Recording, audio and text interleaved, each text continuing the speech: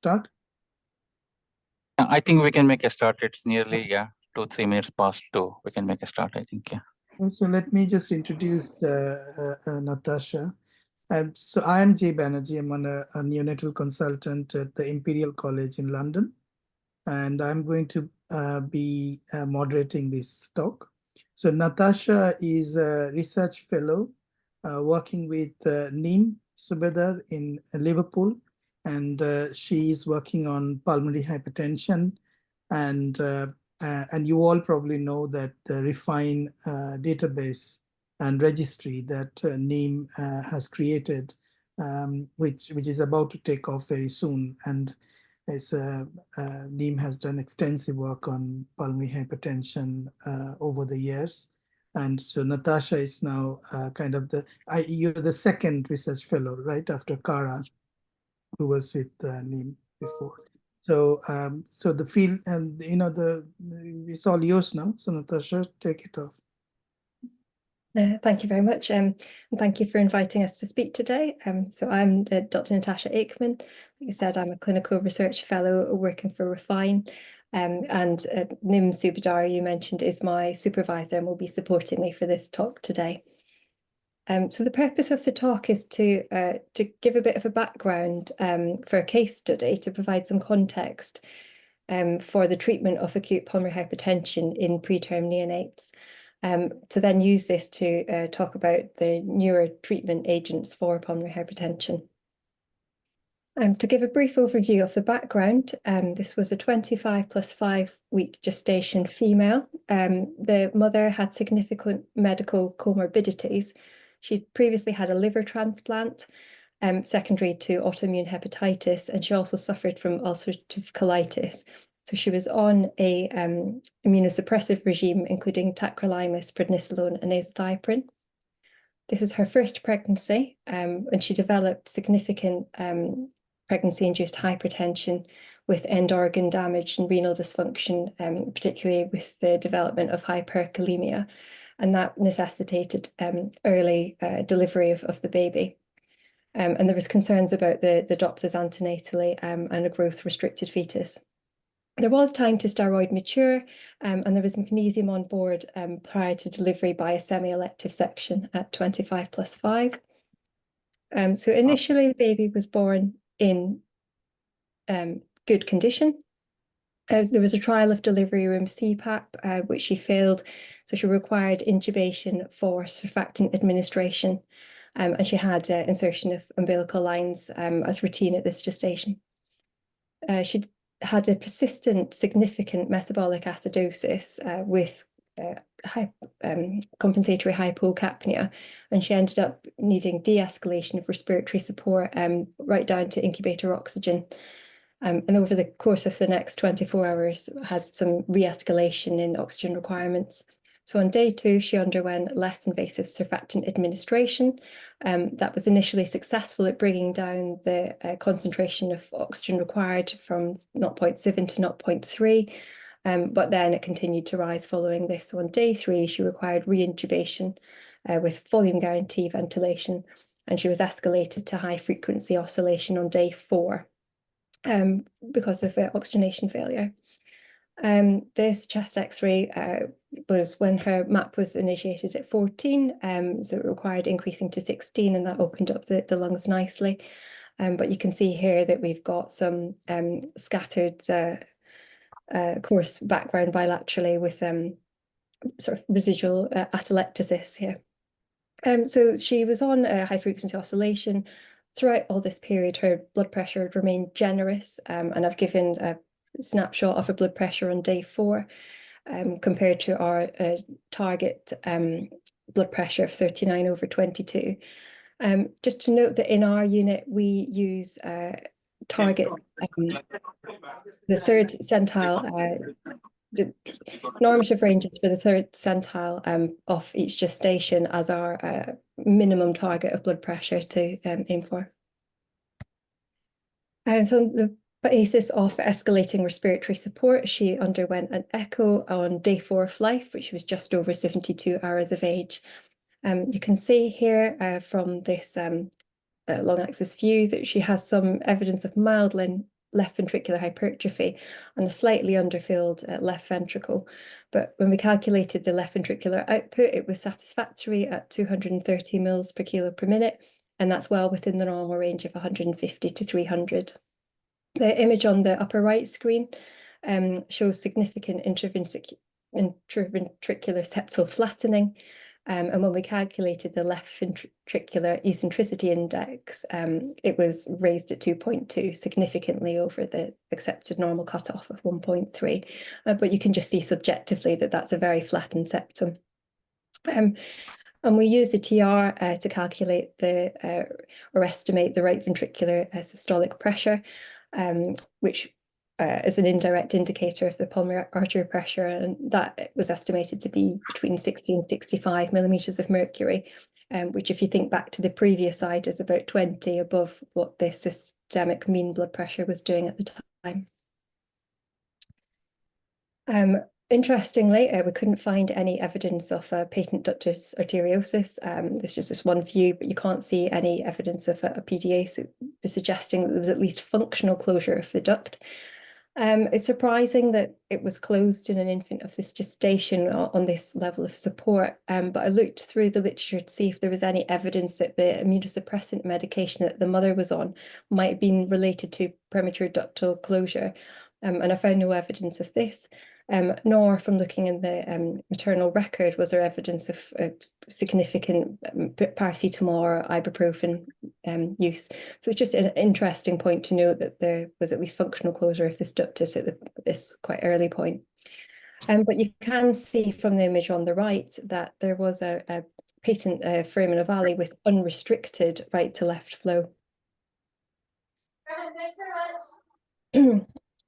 The apical 4-chamber view in the lower left screen also demonstrates some bowing of the right ventricle into the left ventricle. Again, you can see the element of mild left ventricular hypertrophy and a slightly underfilled left ventricle. But overall, there's subjectively quite good left and right ventricular systolic function. And you can see on the image on the right that there is a dilation of the IVC, which gives a suggestion of potential right ventricular dysfunction, reflecting an increased right atrial pressure and right ventricular and diastolic pressure. But the TAPSE, which I've not shown in this series, the TAPSE was 5 millimeters, which is within the normal limits for a neonate of this gestation.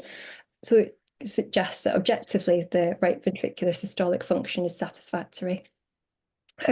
Also not shown is the pulmonary vein D wave, which was reduced at 0.22 meters per second. And this is lower than we'd be expecting, which suggests that there is impairment of pulmonary venous return to the left atrium. And there was overall quite good forward celiac flow throughout the cycle.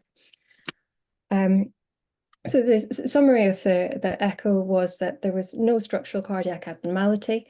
There was evidence of acute pulmonary hypertension of the increased pulmonary vascular resistance phenotype with good left ventricular function, although there's an element of possible diastolic dysfunction seen, as you can appreciate the mild left ventricular hypertrophy. We've also identified an extrapulmonary shunt at the atrial level through the PFO and possible premature closure of the ductus arteriosus. In response to this echo, we felt, well, it's acute pulmonary hypertension. Our first line agent is inhaled nitric oxide, and that was commenced at 20 parts per million. And there was a modest effect on the oxygenation index. So within an hour, it had dropped from 35 to 29. There was some decrease in the oxygen requirement from 95 to 100% down to around 80%, with a very gradual decrease in the following hours. The baby underwent a targeted echo 4 hours after commencing inhaled nitric oxide. At this point, the clinical picture is similar. The ventilatory settings remain the same, and the oxygen requirement has crept down slightly to between 65 and 70%. And at this point, there's bidirectional flow through the PFO with some improvement in the pulmonary hemodynamics. So some evidence that there was an improvement, but there was still the evidence of pulmonary hypertension. And milrinone was commenced on the basis of this echo.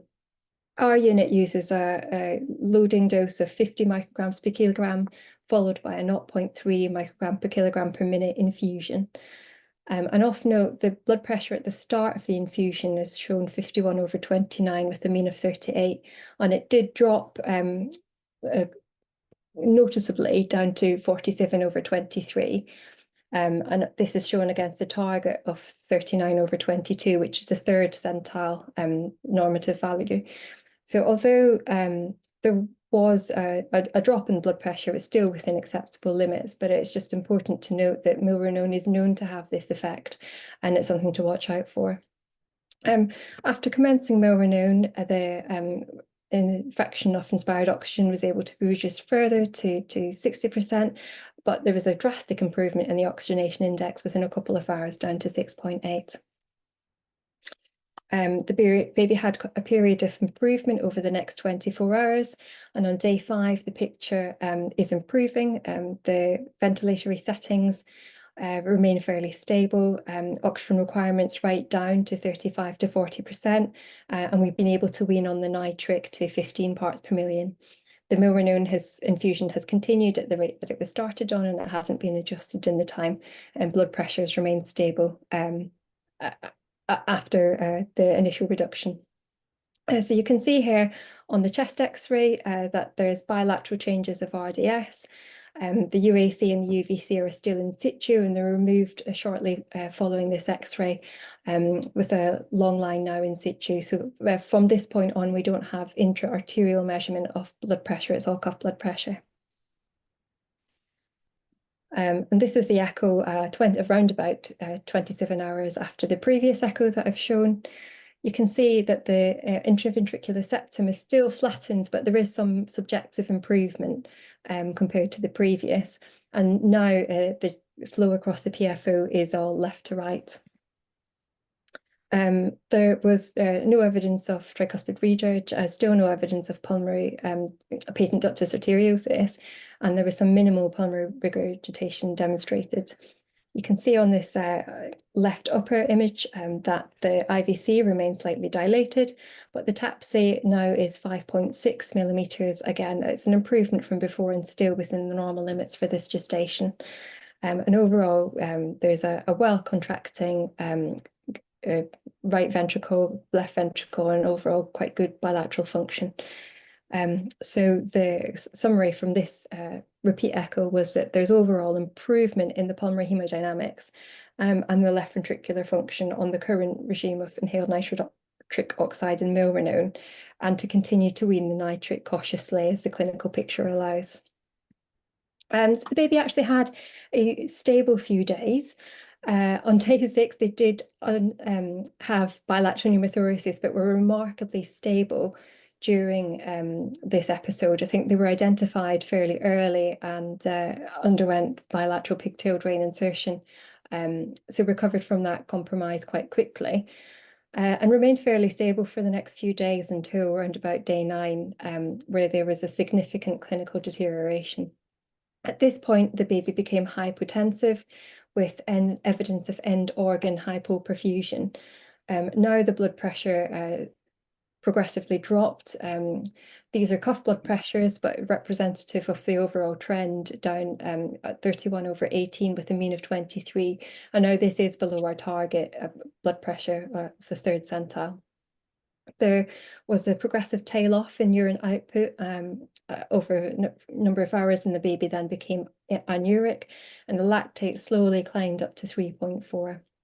Despite this, the ventilatory support settings were fairly stable. We'd actually been able to wean on the mean airway pressure, and the oxygen requirement was still in the low 40s. Nitric oxide had been able to be weaned progressively over the previous few days down to 2 parts per million, and the milrinone had still continued at 0.3 micrograms per kilo per minute. They underwent an echo following this clinical deterioration, which demonstrates here significant mitral regurgitation, indicative of some left ventricular dysfunction. And you can see now that that left ventricle looks quite hypertrophied. There was still fairly good contractility. The left ventricular output was 290 mils per kilo per minute. But you can see that there's a bit of underfilling that could take a bit more volume within that ventricle. And the flow across the PFO remained left to right, with some evidence of minimal tricuspid regurgitation. There was still no evidence of PDA, and you can see that the interventricular septum still remains a bit flattened. But overall, there's no evidence of worsening pulmonary hypertension. The picture here is that the systemic hypotension is the more cause for worry. So we continued with the current milrinone and nitric dosing. The echo showed the mild hypovolemia and reasonable function, although we're worried about the low blood pressure and the anuria. And overall, it was hypotension with an element of left ventricular dysfunction. And for this reason, we've commenced vasopressin to support the systemic blood pressure. Vasopressin in our unit is normally started between 0.02 units per kilo per hour and then increased in increments of 0.02 up to a maximum of 0.12 units. And there was minimal improvement on the addition of vasopressin, so there was also a plan to then add in hydrocortisone to support the blood pressure. So I'm going to leave the case here because the emphasis of this case study is to provide some context, and I want to use it to discuss the evidence base behind some of the alternative strategies that we've used for the management of acute pulmonary hypertension here. Possibly as a reminder, this is a diagram summarising the pathways that contribute towards vascular tone. So if we start on the right here, the nitric oxide cyclic GMP pathway. The endothelium produces endothelial nitric oxide synthase, which diffuses across the endothelial cell wall, and nitric oxide is this missing box here. Upregulates soluble guanyl cyclase and causes increase in the concentrations of cyclic GMP. And that in turn promotes vasodilation. The second pathway is the endothelin pathway, where endothelin from the endothelial cells, so it's ET1 here, has dual action, where it acts on the endothelial A receptors on the smooth muscle cell wall to promote vasoconstriction, while at the same time acting on endothelial B receptors on the endothelial cell itself, which then potentiates the endothelial nitric oxide synthase and the nitric oxide cyclic GMP pathway. So it has mixed vasoconstrictive and vasodilatory effects. And then the third pathway is the prostacyclin cyclic AMP pathway, where cyclooxygenase produced by the endothelial cell results in the production of prostaglandins, here PGI2, which then work on the prostaglandin IP receptors in smooth muscle cell wall, resulting in increased production of cyclic AMP, which in turn leads to vasodilatation. So those similar pathways, but they act in parallel. And milrinone is acting on the prostacyclin cyclic AMP pathway here. Its mode of action is as a phosphodiesterase 3 inhibitor. Phosphodiesterase 3 causes the breakdown of cyclic AMP and therefore turns off the vasodilatory effect of cyclic AMP and leads to vasoconstriction. And milrinone pauses this by stopping the break, by inhibiting the activity of phosphodiesterase 3. There's also evidence that milrinone has a role alongside nitric oxide, because one of the effects of nitric oxide can be to increase the activity of PDA3. Endogenous nitric oxide can increase this activity. So milrinone counteracts some of the effects and can restore cyclic AMP levels. So there is at least a theoretical evidence that milrinone in conjunction with nitric oxide can potentiate the vasodilatory effect, particularly in the well, it works both in the systemic circulation and in the pulmonary vasculature as well. this brings a point to note that it works in both aspects, but because it can decrease the blood pressure quite significantly, to use it in caution in babies who have underlying hypotension. So I looked at the evidence available for the use of milrinone in pulmonary hypertension of the newborns, and there's a nice scoping review published this year, which identifies 11 studies looking at milrinone in this group. There is one randomized controlled trial, which I'll discuss further, where it looked at milrinone or saline placebo with alongside nitric oxide in a randomized controlled trial. And the other studies were quite heterogeneous, either using milrinone as an additional therapy to nitric oxide, or comparing the dosing strategy or dosing administration of milrinone. And I think the point here is that they're quite heterogeneous studies, different populations, and the endpoints within each of these studies were short-term outcomes, such as changes in oxygenation and blood pressure. And nothing was really looking forward to any longer-term outcomes there. The first study that I highlighted is the MINT-1 trial, and this was an ambitious trial which, like I said, looked at tried to look at the use of milrinone versus saline. Their population was term and near-term infants above 2 kilos with acute pulmonary hypertension and hypoxic respiratory failure, who were had not responded to inhaled nitric who were on inhaled nitric oxide. And their dosing strategy was a loading dose of 50 micrograms per kilo, followed by an infusion of 0.375 to 0.75 micrograms per kilo per minute. The participants were assigned to either the milrinone or the normal saline infusion, but they actually only managed to recruit 9 infants into the trial, and it was terminated early after 4 years because of this poor recruitment. 4 of the infants were allocated to the intervention arm, but notably only 3 of them received milrinone because 1 deteriorated prior to commencing milrinone and was transferred to an ECMO centre. And then 5 neonates were recruited to the placebo arm. So overall, they've said that the groups were quite well matched, but they haven't been able to perform any statistical analysis on these due to the low numbers. Their primary outcome was looking at time on inhaled nitric oxide, and the secondary outcomes involved a requirement for ventilatory support and oxygen. And here you can see that there weren't any differences seen in any of the primary or the secondary outcomes. They have reported on some other flow and other measurements. Because of the low numbers, as I said, they've not performed any statistical analysis, but they've demonstrated a trend on the graphs. They've shown a trend in the improvement of surrogate markers of pulmonary vascular resistance, including the pulmonary artery acceleration time here, where the control group showed an improvement here at the top.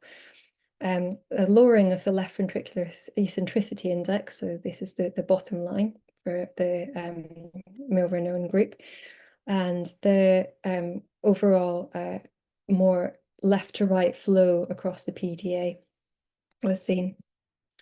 They've also looked at markers of right and left ventricular function, and infants who receive milrinone do seem to have some improvement in both right ventricle and left ventricle strain 24 hours after the administration of milrinone. But overall, there were not enough numbers to provide any statistical inference from this study. Another study that was mentioned as part of the systematic review was pharmacology of milrinone from the Preterm in Iowa, and they've looked at the pulmonary hypertension where there hasn't been a good response to inhaled nitric oxide, so refractory pulmonary hypertension, as we would call it. This was a prospective open-label study of milrinone in babies with pulmonary hypertension. The loading dose was very similar to previous, 15 nanograms per kilogram, micrograms per kilogram, and the infusion rate again was similar at 0.33 to 0.99 micrograms per kilogram per minute. And this study managed to enroll 11 infants onto it. Again, it was a study of term and near-term infants with a birth weight of above 1.5 kilograms. And they looked at babies within the first 10 postnatal days who required nitric oxide with no improvement in the first 24 hours. All these babies were on inhaled nitric oxide of 20 parts per million. And they've shown here significant decreases in the oxygenation index and the inhaled nitric oxide dose over a period of sort of 24 to 48 hours. They have also shown some pulmonary hemodynamics here, which have demonstrated some improvement, where there's a lower pulmonary artery acceleration time to right ventricular ejection time ratio. We have improved right ventricular output, and then we have a lower proportion of patients with bidirectional or right to left atrial ductal shunting. And they've also demonstrated improvement in the systemic blood flow through the improvement in left ventricular output, and also the superior vena cava velocity time integral, which isn't shown here. But overall, they found that administration of milrinone to neonates was associated with improvements in the clinical setting and in echocardiographic parameters. And they've postulated that this is due to the vasodilatory effects of milrinone on the pulmonary vascular bed, and gives a bit more evidence for a use of milrinone within this population. A third trial that or a third paper that I looked at was by the James group, which looked at milrinone in the treatment of preterm infants with pulmonary hypertension and right ventricular dysfunction. And this was a retrospective case review of infants below 32 weeks who had pulmonary hypertension and reduced RV function. In this case, they decided not to use a loading dose, so we're worried about potentiating systemic hypotension in this group. And they commenced an infusion rate of 0.33 to 0.5 micrograms per kilogram per minute. They managed to recruit 7 babies, or they included 7 babies from the retrospective review, but one infant had died prior to discharge. And here the numbers are small. They have performed statistics on the parameters, but probably because of the low numbers of infants enrolled, there were no statistical changes seen, but they've presented the changes as a graph. You can see that there is a trend towards improvement in oxygenation index, decrease in inhaled nitric oxide dose, and the requirement for inhaled inspired oxygen. And similar to other studies, they've shown that there is an initial decrease in the blood pressure, followed by an improvement in blood pressure over a period of 48 to 72 hours. But like I said before, that there was no statistical significance to any of these data. The group have also published some echocardiographic data from the 7 infants. And overall, they've demonstrated increase in indicators of myocardial performance and pulmonary hypertension.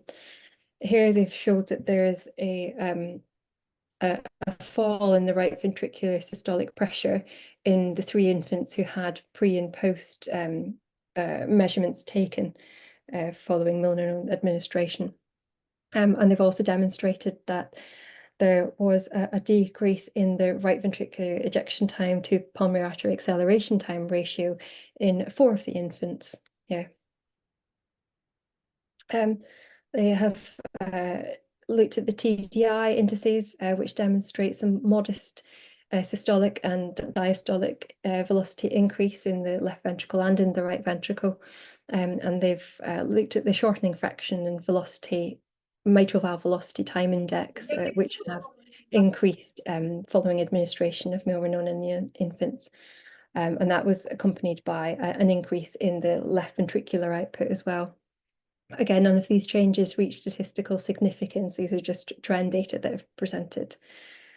So overall, they've said that there is perhaps a benefit in the use of milrinone in preterm infants, particularly those who've got pulmonary hypertension with right ventricular dysfunction, but they haven't reached a level of significance to report it as statistically significant.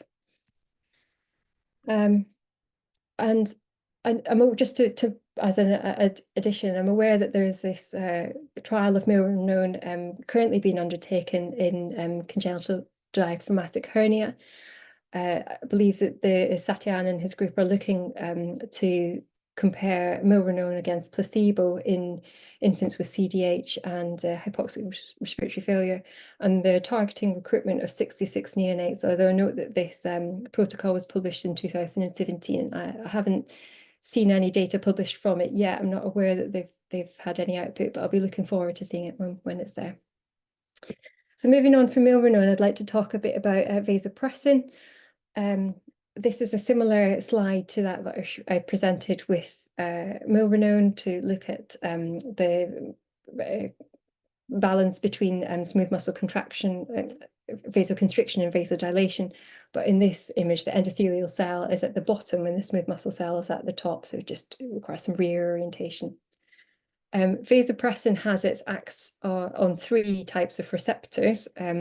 Its sort of main role, as it's known for, is as antidiuretic hormone acting on the kidneys, but its role as a vasopressin, as a vasopressor, is through V1 receptors in the endothelial and smooth muscle cells.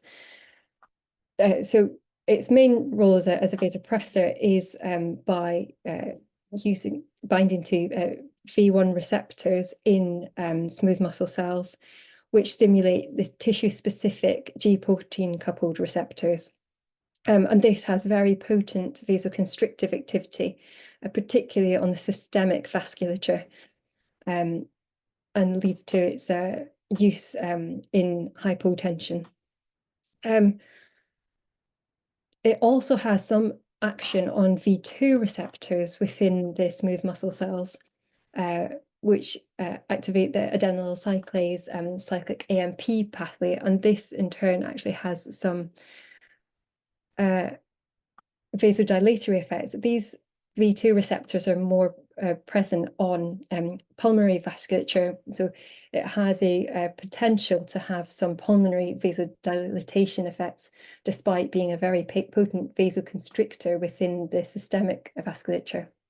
And there's also here the vasopressin V1 receptor on endothelial cells, which end up with increase in endothelial nitric oxide synthase and activation of the nitric oxide cyclic GMP pathway, causing vasodilatation again in the pulmonary vasculature. So it has a very potent systemic vasoconstriction effect, but also some evidence, at least in theory, that there can be a vasodilatory effect in the pulmonary side, leading to an improvement in the pulmonary systemic arterial pressure ratios.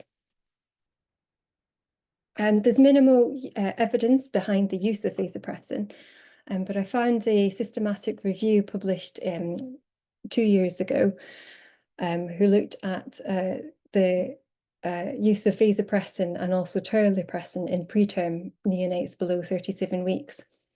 The entry criteria was infants with hypotension, where the vasopressin or the terlipressin was given for either pulmonary hypertension or hypotension. So it was a mixed cohort here. And of the 15 studies, there were 6 case reports, 4 case series, 3 were descriptive, 1 abstract, and there was 1 randomized controlled trial that was included that was found to have high risk of bias. Overall, 12 studies looked at vasopressin, and there were 144 neonates included, which covered 219 episodes of vasopressin use. they all used administered vasopressin by continuous IV infusion. The mean starting dose and the mean maximum dose were similar to that which is used in other literature and by our unit. The end organ perfusion was the outcome in this in 11 of these studies, but there was variation in the way which they defined end organ perfusion, and that was dependent on what the authors had included within their write-up. So the variation included blood pressure, urine output, the use of inotropes and lactate. But overall, they said that there was some marker of end organ perfusion improvement in 99% of neonates.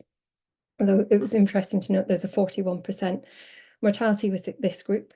Overall, the evidence quality was rated as very low. The certainty in the evidence was rated at low.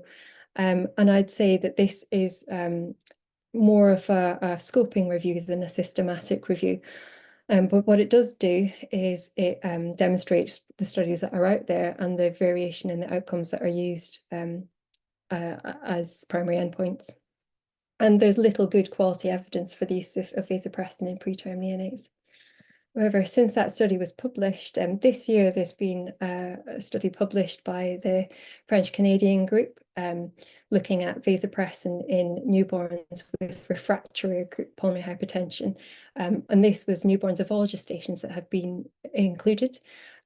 Retrospectively looking in a single centre, they've identified 25 neonates who had refractory pulmonary hypertension within the first and received vasopressin as a rescue agent within the first 30 days of life. Their cohort had a mean gestational age of 37.5 weeks, but they did include preterm neonates within this cohort as well. The main outcomes were they were looking at, so their background was looking at the duration of the vasopressin use. You can see that all these neonates were on inhaled nitric oxide prior to vasopressin, and there is a combination of other inotropes and pulmonary vasodilators that were in use at the time. Again, they've demonstrated the vasopressin dose in microunits per kilo per minute, but I think it translates to similar to what we see in the other literature. Overall, they showed an improvement, a statistical improvement in oxygenation index and the concentration of inspired oxygen at 12 hours, which was sustained at 24 hours, in addition to the blood pressure and 3 components of blood pressure, which showed progressive improvement across 24 hours. They've also looked at the safety profile of vasopressin within this. And it's important to note that quite the high incidence of hyponatremia, where all infants had demonstrated some reduction in their sodium plasma levels following treatment with vasopressin. And the authors of this paper have said that they've managed this with fluid restriction and sodium supplementation, but it does require further thought on the use of vasopressin, particularly in infants who may have pre-existing renal impairment or hyponatremia.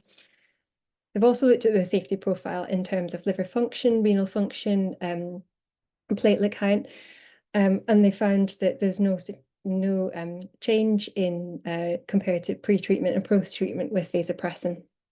And they looked at the adverse outcomes that were reported. To note, 3 infants had necrotizing enterocolitis, but the authors felt that this was more reflective of the underlying disease severity and not necessarily due to administration of vasopressin, but the study is not powered to be able to make any inferences on this.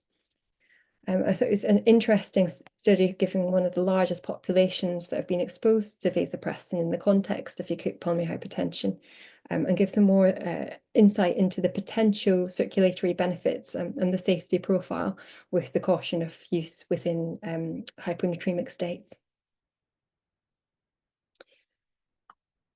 And I thought this was another paper that I've found, which unfortunately I was unable to access the full paper, but I've summarised the information available from the abstract.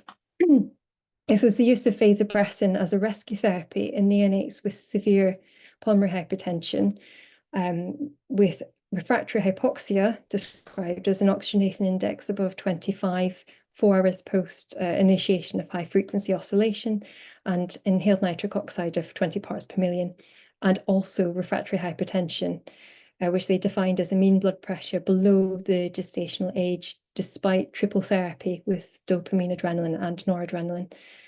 They have identified 32 infants in that cohort.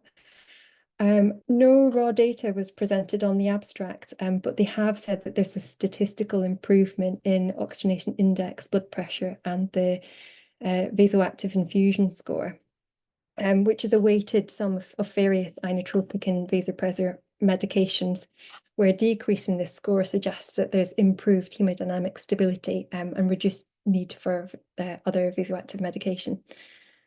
So overall, with this study and for other studies, I feel that there is emerging evidence which does support the use of vasopressin, particularly in refractory pulmonary hypertension and systemic hypotension. And this leads on to an example of an algorithm of the treatment of acute pulmonary hypertension. And this is just one example of an algorithm, and there's others out there.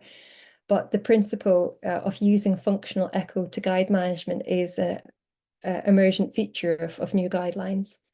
This guideline is advocating the treatment based on ventricular function and blood pressure. The first step of this pathway suggests that we identify acute pulmonary hypertension. Ideally, we use targeted neonatal echocardiography to do that, and the first line treatment is inhaled nitric oxide, and that remains the only licensed treatment for pulmonary hypertension in neonates, but it continues to be used off license in neonates below 34 weeks. I'm assuming here that ventilation and recruitment has been optimized prior to administration of inhaled nitric oxide, and this is the part of the pathway that we're joining. Again, it recommends using echo to establish a physiology, and highlights if there is any evidence of significant left ventricular dysfunction, that inhaled nitric oxide is not the right medication for these babies because it can potentiate the left ventricular dysfunction through increased venous return. And in these babies, you want to stop inhaled nitric oxide if you've started it. And the primary treatment here is in supporting the left ventricle with inotropes. Here you can consider the use of prostaglandin to maintain ductal patency and enable the right ventricle to support systemic perfusion. In infants where there isn't evidence of left ventricular dysfunction, but want to assess, we then move on to assess whether there's any evidence of right ventricular dysfunction. Where there's no evidence of dysfunction, the author suggests that you can use the fraction of inspired oxygen to lead whether you need to make an intervention, suggesting that babies who are in less than 60% oxygen can afford to watch and wait to see if inhaled nitric oxide continues to improve their clinical picture. Whereas infants who are in more than 60%, they suggest the use of milrinone or sildenafil as adjunctive pulmonary vasodilators, and then to reassess with echo. They've also noted that in HIE or renal impairment, due to the risk of drug accumulation and potentiation of systemic hypotension, to use milrinone or with caution. If you, on assessment, have identified that there is some element of right ventricular dysfunction, the question that you need to ask is there or is there not hypotension?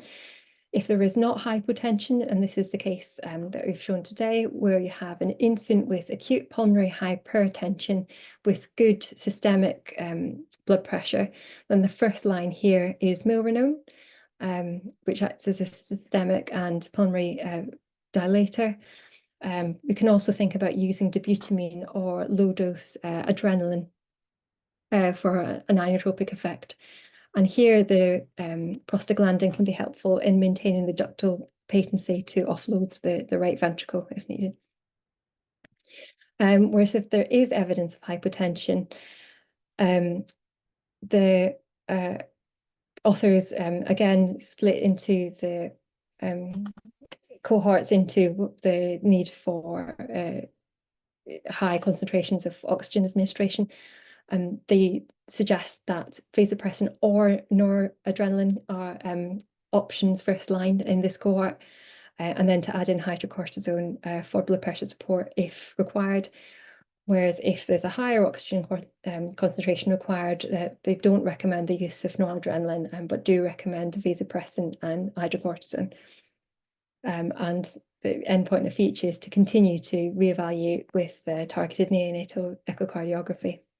So in summary today, I feel like I've shown hopefully some evidence to consider the use of milrinone in pulmonary hypertension refractory to inhaled nitric oxide in infants who have satisfactory blood pressure.